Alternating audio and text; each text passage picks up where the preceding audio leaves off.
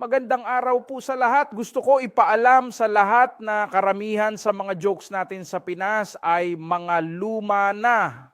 Katulad ng karamihan sa mapapanood ninyo dito. Nais ko lang iangat ang antas ng pag-deliver ng jokes sa pamamagitan ng paggawa ng animated video para hindi tayo parang nagbabasa ng comics o kaya ay nakikinig sa radyo. Kahit papaano, ngayon ay para na tayong nanonood ng cartoons sa TV. At sa mga kabataan na hindi pa narinig ang mga jokes na ito, sana ay mapasaya ko kayo kahit sandali. Happy viewing. Maraming salamat po. Hay buhay! Ito yung isda na namarang ulam. Sa araw-araw na binawa ng Diyos, tuyo ladi ang ulam namin. Ibale. Thank you, Lord. Rebi na ito. At ako ay sobrang gutom ma. Ere! Huisik naman gamto ah. Napakasiyag mo lamang langgam pa. Ako nga. Tuyo lang ang ulam ko eh. Ikaw naman, paiklog-iklog pa.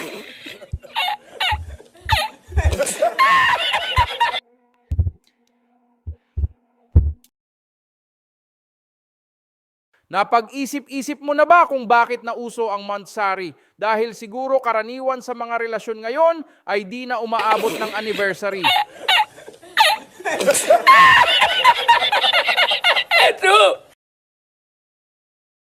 Kung may problema ka't mabigat ang damdamin, kumapit ka't sumandal, pumatong na rin. Sabay nating lutasin ang iyong suliranin.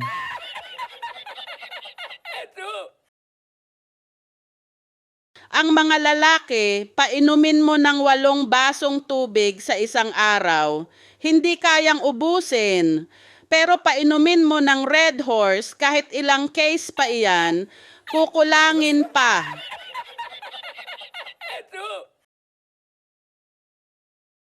Ingatan mo ako, hindi ako maarte.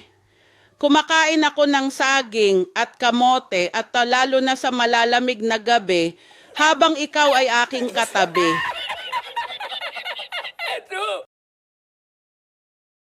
So, you are a policeman, huh? Maybe that's why you caught my heart since the first time we met.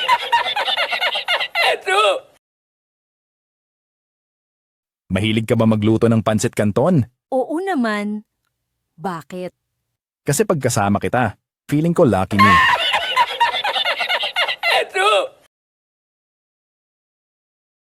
Di baleng chubby kesa naman hipon, tandaan mo walang tapon sa lechon.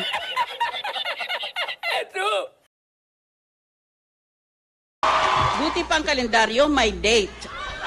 Kayo ba, meron?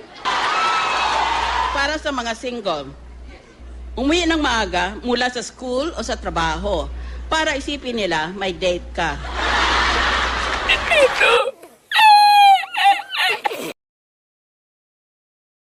Apo, wag ka na maingay at nasa simbahan na tayo. Yes, Lola. Alam mo ba kung bakit di dapat maingay sa simbahan? I know, Lola.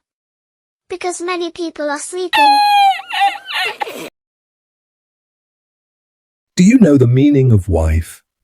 It means, without information, fighting every time. Don't believe him, guys. Wife means, with idiot forever.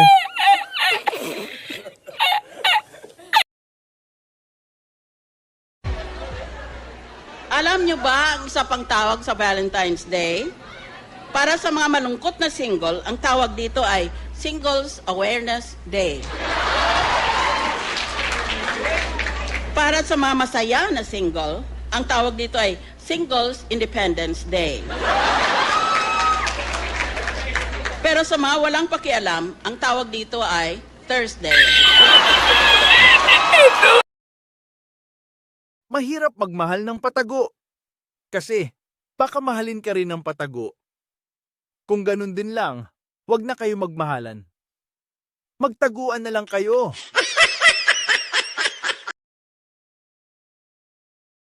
Madalas kong naiisip na Masama talaga sa katawan ang pag-inom ng alak. Kaya titigilan ko na ang pag-iisip. Ano ang karaniwang sakit ng mga Chinese martial artist? Ano pa? Edi kung flu!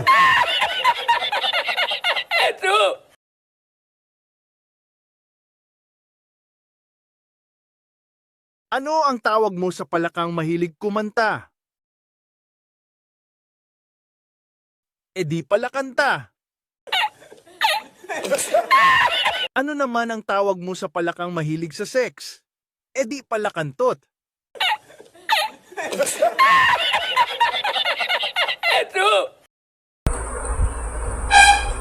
Minsan, gusto ko na sumuko sa love dahil sa panahon ngayon.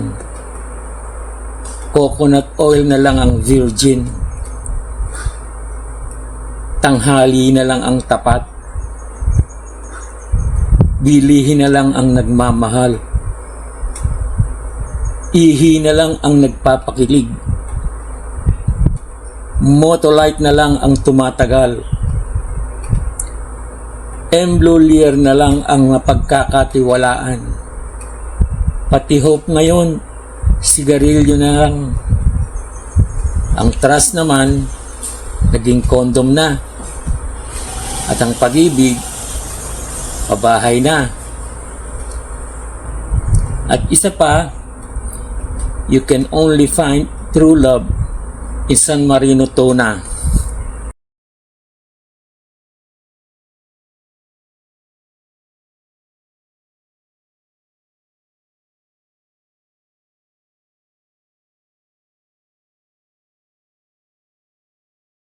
Good evening, sister. Saan po tayo, sister? Good evening din sa iyo, mamang driver. Diyan lang tayo sa Sampaloc. Alam mo, sister, may taning na ang buhay ko. May 6 na buwan na lang nalalabi ko sa mundong ito. Sister, matagal ko ng pangarap na makahalik ng isang madreng katulad mo, maganda at mabait. Ganun ba? Kawawa ka naman. Sige, pagbibigyan kita, pero isa lang ho. Talaga, sister? Ano nga pala pangalan mo, sister? Ako nga pala si Jose. Carla ang pangalan ko, Jose.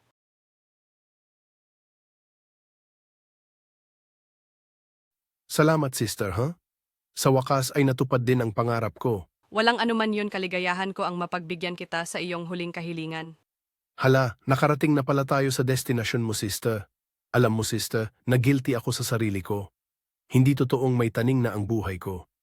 Gusto lang talaga kita mahalikan kasi ang ganda-ganda mo. Ganun ba? Salbahe ka pala, Jose.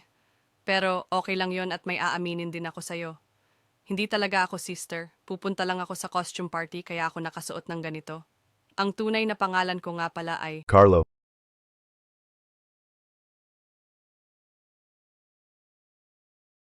Zandro, ibibilin ko lang sa'yo, pag nag-retire na ako, ikaw na bahala sa 50 bahay sa Cabanatuan at sa kayong 50 bahay sa Santa Rosa, Hane. Opo, tatay. Susundin ko po ang sinabi ninyo. Ang yaman nyo pala, pare. Ang dami nyong mga bahay. Ano nga pala ang trabaho mo, pare? Di Lazada Rider, pare. Yun yung mga bahay na dinideliveran ko, hehehe.